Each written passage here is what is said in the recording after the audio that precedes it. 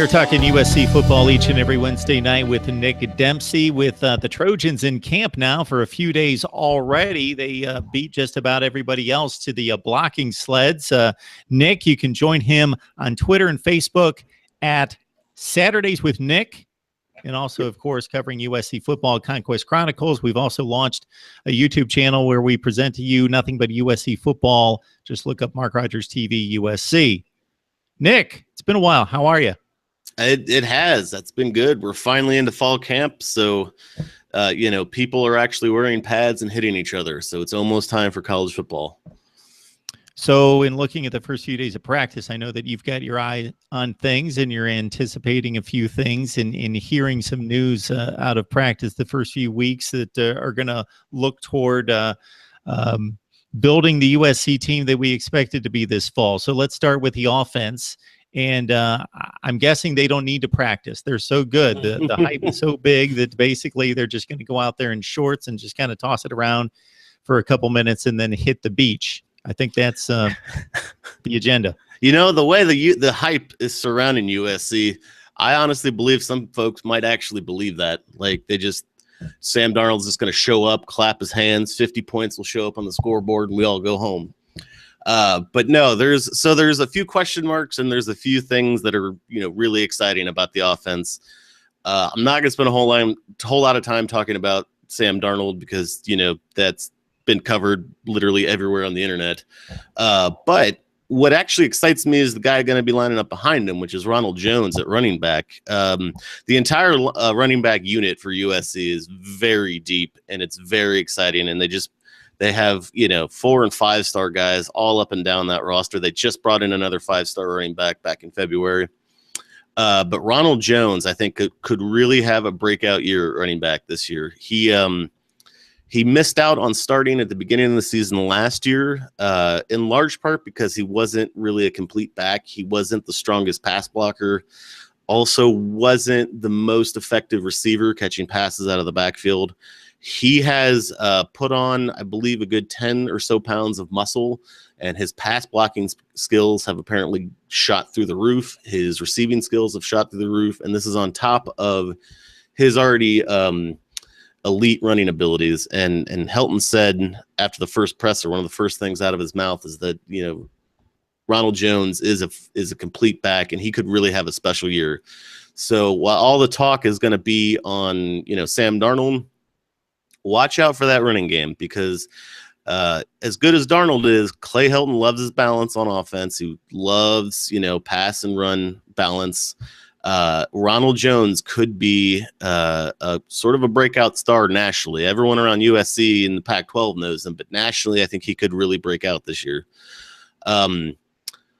The concern, I think, if there is a concern for the USC offense, it's the offensive line.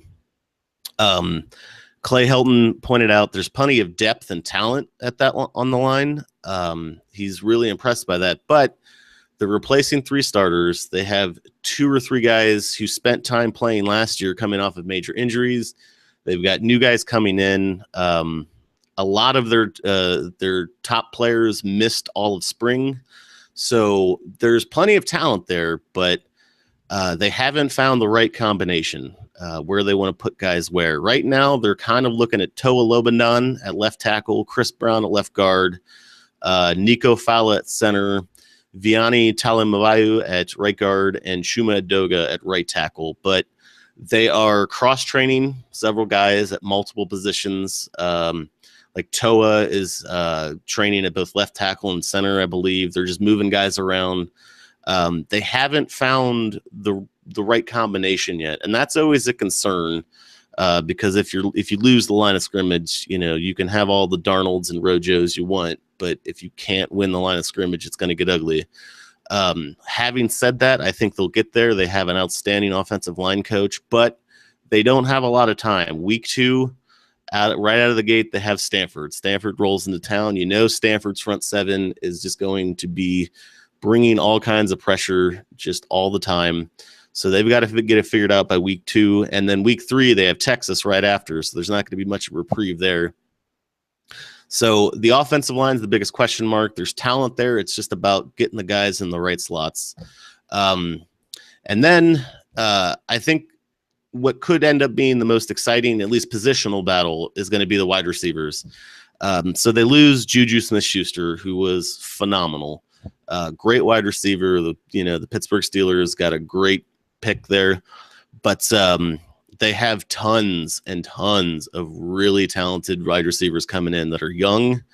Clay Helton said they're fearless, and they really put in the work learning the playbook, and you could tell they looked like naturals out there, Helton said. But it's really going to be interesting to see who gets slotted where and who's wide receiver 1, who's wide receiver 2. But I think one of the coolest things I've heard is Coach Helton flat out stated, he's like, right now they kind of look like a basketball team on grass out there, the way they're moving the ball and swapping in and out. And the really exciting thing is Sam Darnold is very good about spreading the ball around. And so all these guys are going to get touches. I'm really excited to see on passing plays where you are going to have to cover 4 or 5 different options in order to stop USC from moving the ball downfield when they throw, because Arnold can throw it out, and they have just got elite talent all over the edges on wide receiver. So that's going to be exciting, is see where all those guys slot out and where they get on the depth chart. It could be really fun to watch the USC offense this year. So the platform is Saturdays with Nick. Join him on Facebook and also on Twitter. He loves to talk college football just about as much as I do. So we can go for hours and hours. It's Nick Dempsey, covers USC on Conquest Chronicles and all of college football on his other platform. So we're excited to talk USC each and every week with Nick, as well as the rest of the nation. So if you check out our USC channel, go to Mark Rogers TV USC, you will see that we have broken down every position out of spring practice. So we've got you set up for the fall. So get caught up with that. And we've looked at the schedule and Nick's concerns about USC football. Very optimistic about what's going to happen this fall, but there are some concerns. Let's talk about the defense, Nick, because that could possibly be a concern. So despite all the talent, despite Cam Smith being one of the name brands on the defensive side of the ball in college football, they did give up 49 points the last time out against Penn State, and Saquon Barkley ripped them up for about 200 yards on the ground. So kind of address the defenses. Again, USC's already been in practice a few days. Yeah, so coming at this time last year, the defensive front 7 for USC was absolutely the biggest concern. It looked very sparse, a lot of new faces, not much experience. It was definitely the biggest area of concern. This year, I really think that might be flipped a little bit. The front 7 is very good. You mentioned Cam Smith. Now, they do lose Stevie T, the big man in the middle. He went on to the Buccaneers, and he did a great job just stuffing runs all day. So one of the big areas to watch this fall camp is who's replacing him. They've got Kenny Bigelow, who was a former 5-star, who has been nothing but potential, but he keeps missing time because he keeps missing entire seasons because of knee injuries. He is finally back and by all accounts healthy. And so this could be the year Kenny Bigelow finally breaks out and reaches his potential. But in competition with them was Marlon Tuipulotu, elite freshman. He was an early enrollee. And by all accounts, when he was in spring practice, he looked like a starter. He hung in there with the best of them and looked very good. So what was a big concern about who replaces Stevie T might have quite a bit of talent coming in. And so Kenny Bigelow or Marlon, one of those guys, probably both. They'll probably swap them out, maybe get some other names in the mix there, but there's a lot of talent on that interior now, and it should be very exciting. Now, another name you're really going to want to learn on that defensive front 7, you mentioned Cam Smith. He's going to be great. He's just a wonderful linebacker. I think he could be a national name. I really think he could get sort of on the level of like a Ben Boulware in terms of national prominence. But a name you probably don't know, but the folks in USC camp do, is Porter Gustin. Porter Gustin is an outstanding pass rusher. He really started to come into his own at the end of last season. And if he continues to improve and step up, he could enter the national spotlight. And he could be one of those guys where teams, opposing offenses, will have to account for him and probably start going the other way if he continues to progress like he did towards the end of last season, especially. So Porter Gustin could really come on strong. I think he could really be one of the top breakout players in the nation. So that's another name to look out for. The secondary has some holes. You don't lose a guy like a Dory Jackson and not have question marks about who replaces him, in particular because they also lost Leon McQuay, who was not as talented as Adoree, but he had great senior leadership. He made some clutch plays when he needed to. He's gone as well. Now, USC is going to be playing a lot of nickel defense in the Pac-12. It's a very pass-heavy conference, so the DBs have a lot of work to do, and they need a lot of them. On that front, though, Clay Helton has flat out stated the new guys coming up, was blown away by their ability to seize the opportunity they had. They came out working hard and humble and knew the playbook, and they came in like, these young kids came in like old professionals the way they worked. So it could be really exciting. It's maybe not as exciting as a Dory Jackson, but that guy was just all electricity. But you should have guys like Biggie Marshall, who should lead the unit at cornerback for sure. He's coming into his third year, and I think he's really going to finally come into his own. Chris Hawkins and Marvell Tell should also be good.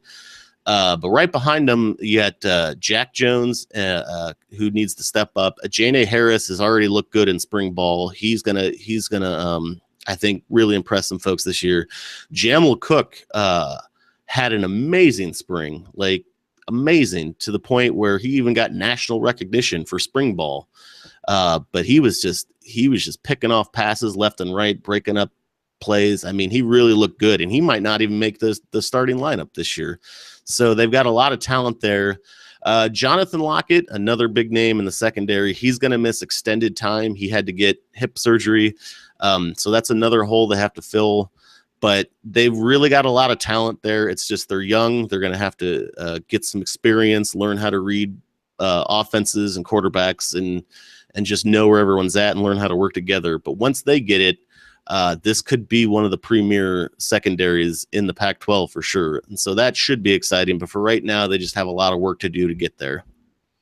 So we mentioned the defensive issues against Penn State in the Rose Bowl. They got off to a good start and stymied the Nittany Lions out of the gate, and they played a strong finish in the last 10 minutes, which allowed the offense to overcome the 14-point deficit to win the game 52-49. It's a USC defense that finished top 30 in the nation in points against, yards, and rushing yards, and in particular at only 22 points per game. In today's college football, that's a pretty stout figure for the USC defense, looking to be even better this year, despite some losses, Adoree Jackson being the most prominent. All right. Saturdays with Nick, Facebook, Instagram, and Twitter. Join him there for college football coverage. Of course, Nick joins me each and every week to talk USC football right here at Mark Rogers TV. So we splice up those segments and provide them for you at Mark Rogers TV. But if you just want the full conversation, it's all USC and nothing but USC. Go to Mark Rogers TV, USC. You can find that on YouTube. All right, Nick, it's a good discussion. We appreciate you getting us set for fall camp. Of course, Mark, anytime.